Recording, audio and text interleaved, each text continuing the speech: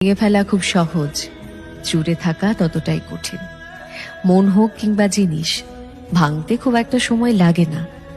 অথচ সম্পর্ক বা অট্টালিকা যেটাই হোক না কেন, সেটা গড়তে কতটা কসরত, কতটা সময়, কতটা ধৈর্য, কত পরিকল্পনা আর কত সরঞ্জাম লাগে বলতো। অথচ ক্ষণিকের রাগ, অভিমান, অবিশ্বাস আর ভুল বোঝাবুঝির জন্য প্রতিদিন এমন কত ইমারত ধুলোয় মিশে যায়।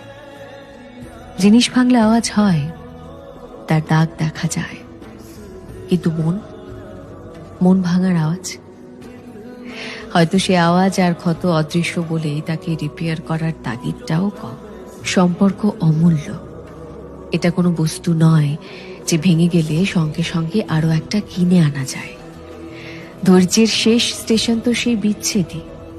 তবু সুতোটা ছিঁড়ে যাওয়ার আগে একবার